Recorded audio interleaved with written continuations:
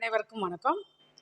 இன்னைக்கு இந்த பதிவுல ஐப்பசி மாதம் துலாம் ராசிக்கு எப்படி இருக்கு அப்படிங்கிறத பார்க்கலாம். இந்த துலாம் ராசி அப்படிங்கிறப்ப உங்களோட ராசி அதிபதினு சொல்லக்கூடிய சுக்கிரனே அவரே 8 அவர் வந்து 12ஆம் இடத்துல நீச்சம் பெறாரு. அதாவது ஐப்பசி 15ஆம் தேதி வரைய. அப்போ இங்க லக்னாதிபதி போய் நீச்சம் ஆகிறது தப்பா இருந்தாலும் அவரை 8 நீச்சம் பெறதுனால உங்களுடைய பெரிய கஷ்டங்கள் எல்லாம் இந்த காலகட்டத்தில் அதாவது பனி போல விளைகிறோம் அப்படின்னு சொல்லலாம். அதே போல் உங்களுக்கு 2 மற்றும் 7 கூடிய செவ்வாய் வந்து உங்கள் ராசிக்கு 2ஆம் இடத்துல ஆட்சி பலத்தோடு இருக்கிறதுனால இந்த காலகட்டம் உங்களுக்கு பணப்புழக்கங்கிறது சிறப்பாகவே இருக்கும்.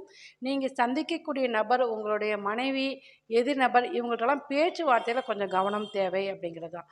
3 மற்றும் 6 கூடிய குரு பகவான் உங்கள் ராசிக்கு 10ஆம் இடத்துல அதிசார பலனா உச்ச பலத்தை பெறாரு. அப்போ உங்களுடைய முயற்சிகள் மற்றும் வேலை இதெல்லாமே ஒரு தொழிலாக இப்போ நீங்கள் உருவாக்கக்கூடிய அமைப்பு ஏற்படும். தொழிலை ஏற்படுத்தினாலும் அதிலே நீங்கள் வேலை செய்யக்கூடிய அமைப்பு ஏற்படும். அதாவது முதலாளியும் நீங்களே தொழிலாளியும் நீங்களேங்கிற மாதிரி இந்த மாதிரி நீங்கள் அமைச்சுக்கிறப்ப அந்த தொழில் உங்களுக்கு நல்ல ஒரு வெற்றியை கொடுக்கும் அப்படின்னே சொல்லலாம்.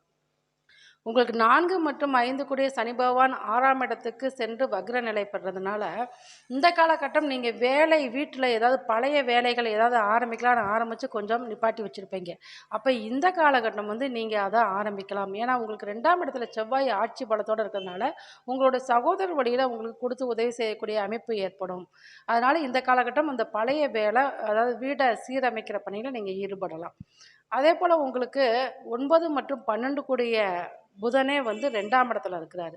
அப்போ நீங்கள் பார்த்தீங்கன்னா ஆன்மீக பயணம், பாத யாத்திரை, தீர்த்த யாத்திரை, வெளியூர் அதாவது வெளிநாடு தூரமாக இருக்கிற ஆலயங்களுக்கு சென்று வருவது, நீர்நிலை உள்ள ஆலயங்களுக்கு சென்று வருவது இதெல்லாமே உங்களுக்கு நல்ல பலனை கொடுக்கும். தந்தை வழியில் உங்களுக்கு இதுவரை ஏற்பட்டிருந்த பிரச்சனைகள் ஏதாச்சும் தீர்ந்து அவர் மூலயமா உங்களுக்கு ஒரு நல்ல பலனை தந்தை வழியில் ஒரு நல்ல பலனை கொடுக்கக்கூடிய காலகட்டம் அப்படின்னே சொல்லலாம். இனி நம்ம அடுத்தடுத்த ராசிக்கு பார்க்கலாம். நன்றி.